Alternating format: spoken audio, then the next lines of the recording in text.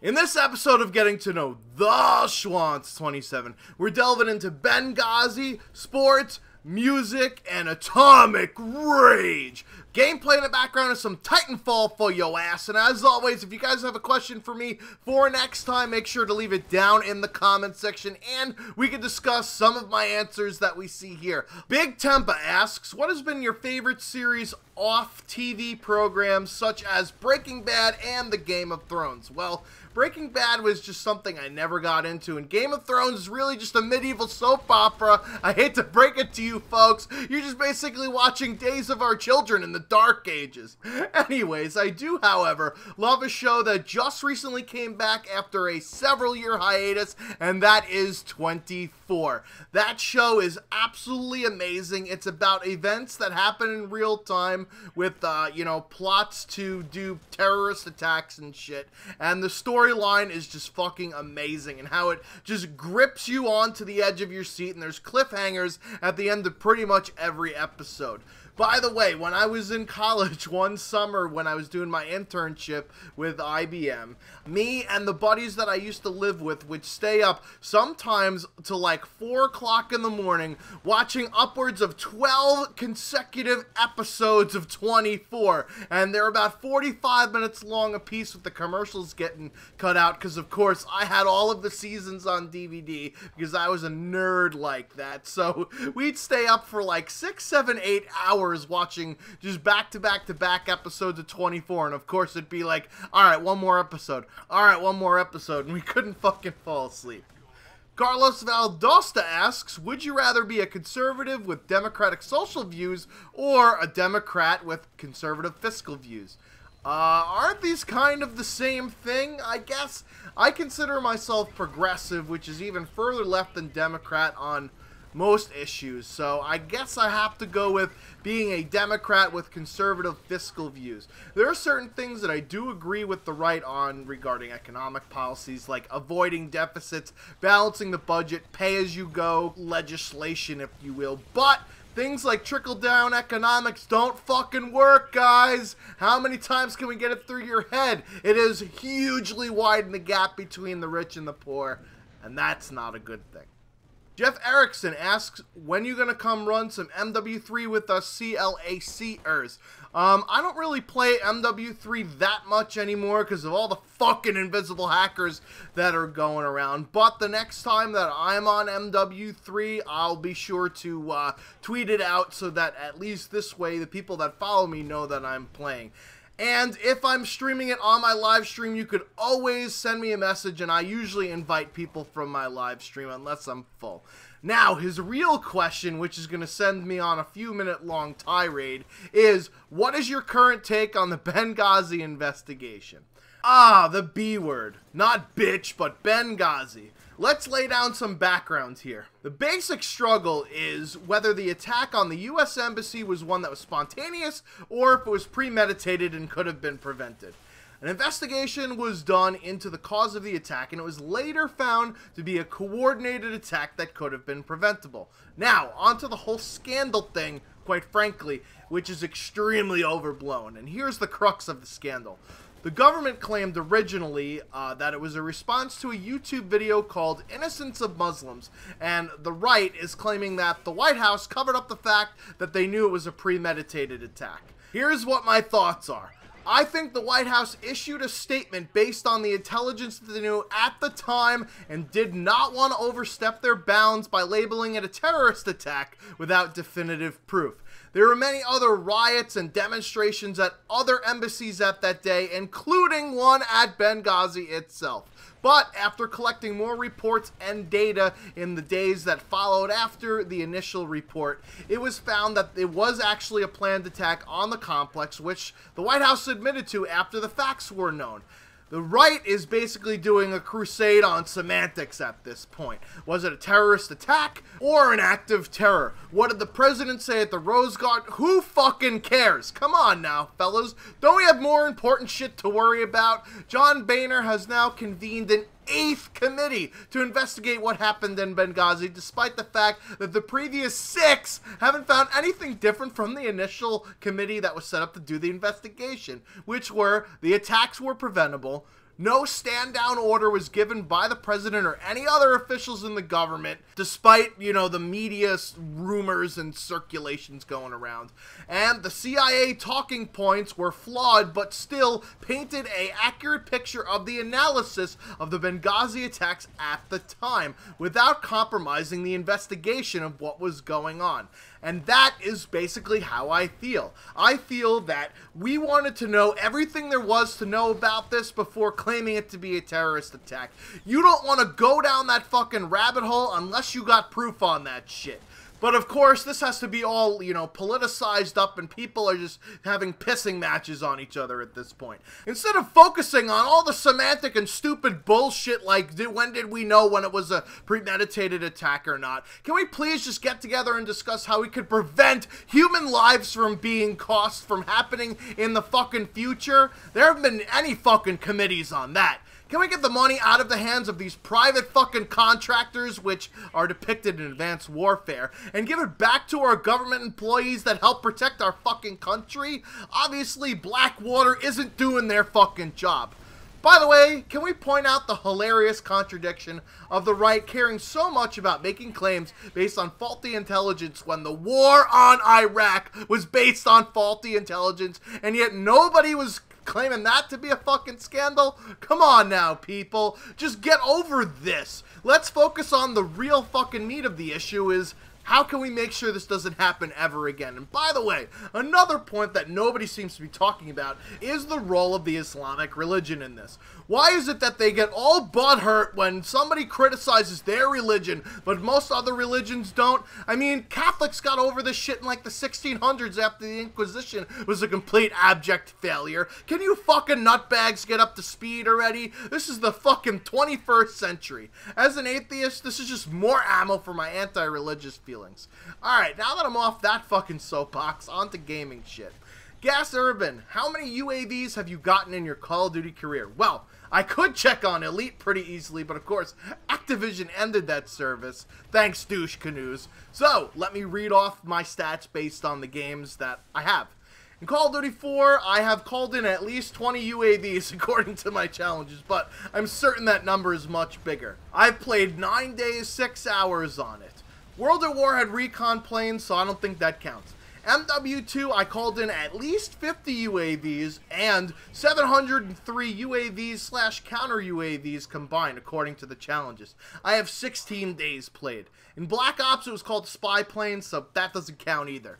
MW3, I have at least 500 assault UAVs and 392 support UAVs, and I have 33 fucking days and 15 hours played on that game. In Black Ops 2, I have 2,366 UAVs and 11 days and 4 hours played. Ghost has SATCOMs, that doesn't fucking count. So, in total, I have no less than 3,981 UAVs. Of course, MW2 messes that number up a little bit. But if you take my UAV to-time ratio from Black Ops 2, which is 8.828 UAVs per hour, and propagate that to the other games, here's the numbers you get. Call of Duty 4, 1,960. MW2, 3,390. MW3, 7,124. Add them shits together and you get 14,840 UAVs. Damn, I should get some more sun. Next question, NZ Product. What are the most annoying things you come across in Black Ops 2? It's gotta be the broken gameplay mechanics. They make me the most aggravated. Getting killed around corners or through walls into grandma's house we go, it pisses me off. Getting killed by players whose models aren't even facing me, or characters that I don't see in my line of sight when they're clearly there, are just as fucking bad. D.I. Crimson asks, if you had the chance to take over a game company, any type that fits your fancy, which would it be? Well, I'd love to take over the Need for Speed franchise. It's been getting pretty stale recently, but in college I had a passion for creating a car-type game with a huge library of cars, both new and used, domestic and abroad, and even like regional car companies, like I know Seat is a regional car company that's in Spain, etc., etc. But make it much more RPG-like than even the Underground spin-offs of that game series. Make you earn money by doing things and skill skills to help you do things on the cheap. Like, for example, if you're an engine mechanic, repairs and tune-ups are cheap. If you're a graphic designer, you can create one-of-a-kind body kits both for your car and to sell them to make more money. I think it would be a sick game. I wish I still had the files of all the car research I did. It took me hours and hours and hours, although it would probably be so out of date at this point. Mitch Blaska asks, could you jack off twice faster than you could put down a SATCOM in Call of Duty Ghosts? Well, depends on the porn, quite frankly. If the chick in the video is into it and hot as fuck, it might be twice. If they're obviously overacting, perhaps 1.5 jerks per SATCOM. That's the ratio that I like to go at. Gustavo Nasir, do you watch The Game Theorists? I've actually never heard of them. I don't really watch big YouTubers. I think my largest subscription is Deluxe 4. Big surprise if you look at the content that's on my channel. But I don't watch his stuff anymore, really. He doesn't do much Call of Duty shoutcasting type of shit anymore. He does mostly trolling stuff, which, honestly, trolling is not my thing unless you do it in a certain stylistic type of way. Thunder and El Presidor is probably the largest channels that I watch. Accord Racer, who is your favorite small commentator under 20k subs? Well, I have a lot of my favorite small commentators, and you could find them all in the My Buddies section on the right-hand side of my channel page. But if I'm going to name drop there so that you could go pick those up, I like my LCP co-host Frito and Eddie the Chump. I also really like Skag3, Azazel's Fire, and Gaming Ethos. Those are the guys that entertain the shit out of me. Ultimate DJ, I've got a few questions. You also got a few too many X's in your name. Anyways, how did you come up with your McDouble catchphrase? Well, I just thought of something that, dealt with doubles for double kill, and I thought of McDouble, and the grill part came from me just being silly with it. What is your favorite quote? It is, moving on is a simple thing, but what it leaves behind is hard. It's a line in a Megadeth song that really resonates me and has helped me through tough times, because getting over shit is difficult, but you could do it if you remember that it's a simple thing. You just have to leave behind the hard part. What do you think COD will be like in the next 10 years? Completely dead. With games like Battlefield and Titanfall and soon coming Destiny and others to compete in this market, with its tanking emphasis on game quality, it doesn't stand a fucking chance. It'll go the route that like Halo and Gears of War did, and nobody really gives a shit about them anymore. And what capture card do I use in Elgato HD? He's got another question here. Do you think Watch Dogs is GTA's biggest threat? Why or why not? Quite frankly, I could fucking care less. I have no interest in those sandbox style games. Dominic Funaro, which YouTubers do you watch? I answered this, but if you follow me on Twitter, you know which YouTube videos I'm actually watching, because I tweet out whenever I like videos. Are you going to get Watch Dogs? Nope, completely uninterested in that game and what it has to offer. What are your favorite pro sports teams and why? For baseball, it's the New York Yankees. My dad actually had a professional tryout for the Yankees before deciding to go off to college. I think I've told that story before. I must have on one of these type of videos. And for hockey, it's the New York Rangers. My grandfather was a very adamant Rangers fan, so gotta follow in his footsteps. Gandhi HD, what's your thoughts on organized sport and how it's becoming less about the sport and more about the money? When people, and by people I mean spectators, value entertainment and thus sports, the people that, play and produce that form of entertainment will want their cut. The Yankees make about $500 million a year in terms of ticket sales, plus TV revenue, plus merchandise. So if you have a problem with the money in sports, stop buying jerseys, stop going to games, and don't pay for special sports packages, and this shit won't happen. It's just how it's fucking played, dude. This is entertainment. You have to pay a premium for entertainment. You pay money to go to the movies, right? Movie stars make millions and millions of dollars, just like athletes and other entertainers do.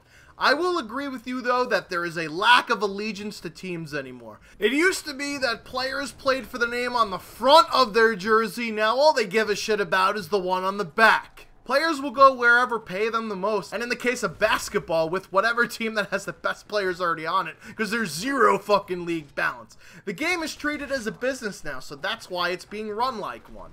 In that vein, What's Up World asks, what do you think about paying college athletes? I don't think college athletes should get paid because they are, in fact, amateur athletes, and they are already getting things like scholarships, which, believe me, tuition, as big of bullshit it is, to pay that exorbitant amount of money for a fucking piece of paper, it actually costs money. And they're also getting easy passes on college courses. I mean, come on, you know that that shit happens. They're also getting on the fast track to some serious money in the professional league of their choosing. However, the system that is in place is complete bullshit. Coaches are making millions of dollars. Leagues and conferences are making tons of fucking money. The NCAA is making money hand over fist for, you know, infractions and shit like that. All because, like I said before, entertainment is revenue. I think college games should be treated like high school games. No charge for people to attend. No conference fees. No bullshit like TV networks for the Big Ten and that fucking shenanery like that. Again, though, stop buying merch, you know, stop wearing your fucking college shit, and they'll get the fucking point. Jeff Miller, it's Stanley Cup season, so of course, I've got a couple hockey questions for you. What did you think of the LA Kings 0-3 comeback against the San Jose Sharks? I actually made a joke about this in one of my videos. I think it was one of my When Things Go Well on Call of Duty Ghosts, that it was a complete fucking long shot for them to come back, but they actually fucking did it. And I mean, I'm biased, but as a Ranger fan, I think it was as good, or if not a little worse, than the Rangers 1-3 comeback against the Penguins. Because the Sharks are fucking choke artists, so it's not completely out of their realm. And the Kings were just outplayed in the first few games because, let's be honest, Jonathan Quick is overrated as fuck, but they eventually got their shit together.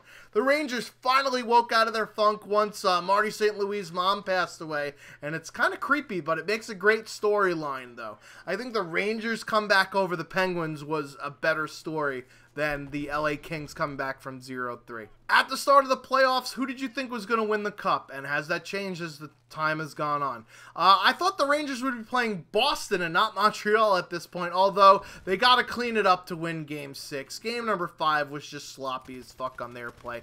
And I didn't think the Wild would advance, nor did I think it would be Kings-Hawks, although those are amazing teams. I had Ducks and Blues in my bracket here. I thought it would be Rangers-Blues in the final, of course, with the Rangers coming out on top because I'm biased as shit.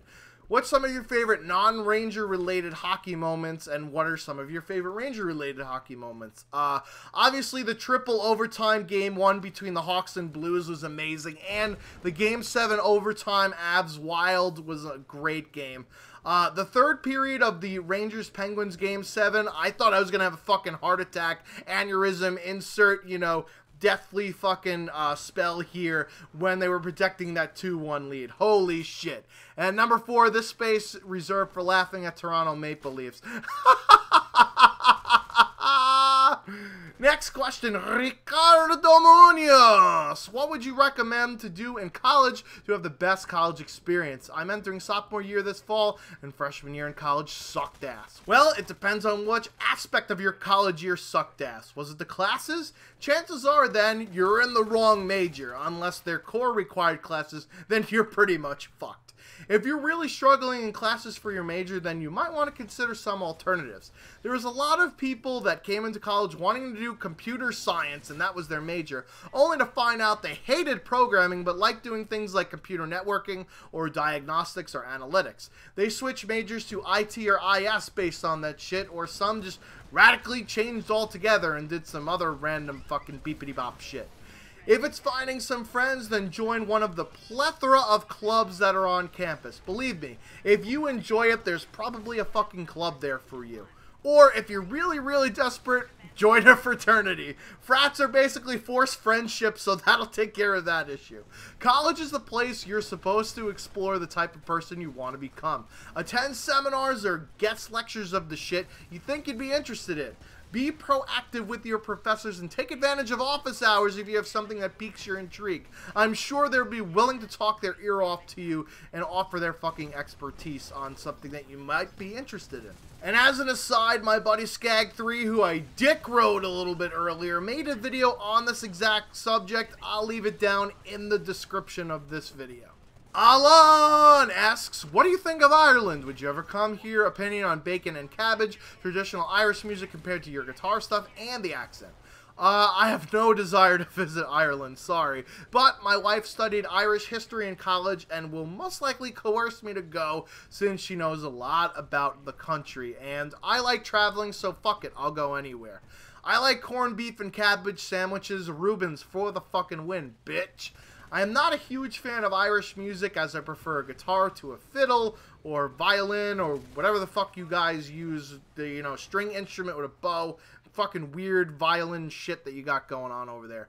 And I hate strong accents, so you already know where I stand on your Irish accent. Although people tell me I have a strong New York accent, whatever, go fuck yourself, San Diego. I plow fat apes. How did you and the headboard jockeys meet? Well, the story is, I went to college with the lead guitar player. He works with the sister of the singer. The drummer, the two of them found on posting at a music store, and the original bass player was a friend of the drummer, and the four of them jammed.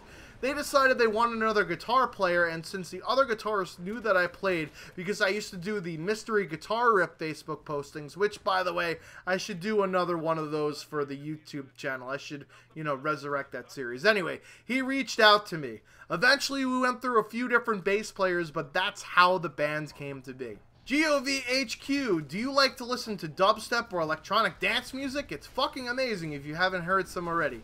I don't listen to dubstep. It sounds like an alien transmission that has to be deciphered by NASA. I don't know. Dubstep is bad music. It's just noise. The only electronic dance music that I like is house music or like a pop techno style like you'd find at, New York clubs that you would go out and, fist bump and all that other Jersey Shore bullshit. But of course, I don't fist bump. I have them goddamn Michael Flatley feet. Drums are for real. Do you get into any death metal bands? If so, then who? I'm not into death metal. I do appreciate their guitar work, but the singing just turns me off. I prefer, actual clean vocals, but I will, stand growling or screaming or that guttural noises every once in a while where it's, necessary and fits into the song. But for me personally, I like clean singing the best. The producer of my band's EP was in a prog death metal band, which I love listening to the backing tracks, but I just couldn't do the vocals. I mean, have a listen here.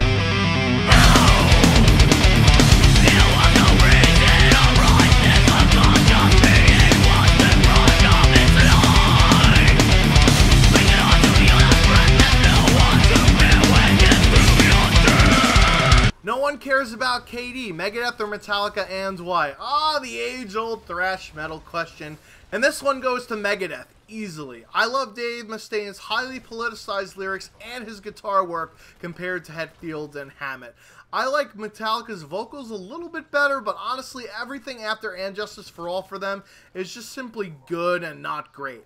Megadeth's last 5 albums, with the exception of Super Collider, which is just meh, were fucking amazing. The System Has Failed and United Abominations and Endgame are all just unbelievable albums. They're just must listen to front to back. Churro bro 98, fuck, marry, kill, Jennifer Lawrence, Scarlett Johansson, Emma Stone. Definitely fucking Scarlett Johansson. She's easily the hottest of the group. Next is marry, and I gotta go with Jennifer Lawrence here. I don't think she's as hot as Scarlett Johansson, but she's fucking hilarious. Have you ever heard her in interviews? This girl definitely has a personality, and I think we'd be really compatible. She's fucking hot as shit too, but not so hot where I'd feel like competition from other dudes. And that means I'm killing Emma Stone. Sorry, cool chick, you just don't do anything for me. And last, but certainly least, no, I'm just kidding, is Fedora Ferret asking, if you combine all of yours and Knotz's rage, is it more or less powerful force than a nuclear bomb? Well, according to some calculations I found online, a nuclear bomb has the power of 17 times 10 to the 15 watts. The average human scream is 80 decibels, which is the equivalent of 20 watts, which is for a 1-second scream. So Knots and I would need to scream 8.4 times 10 to the 14 power times to have the same power as a nuclear bomb. If I screamed at 80 decibels for an hour straight, it would be 72,000 watts per hour. That means that I'd have to scream for 12 billion hours, or half a billion days, or 1,347,666, devil's number, years straight in order to produce the amount of energy, or the same amount of energy, as a nuclear bomb. Well, fuck. Might as well grab a bottle of water. Well, guys, that does it for the questions for this episode. If you got one that you want me to answer, leave it down in the comments section. Hope you enjoyed this episode of getting to know the Schwantz 27. And I'm out like a light bulb. Until next time.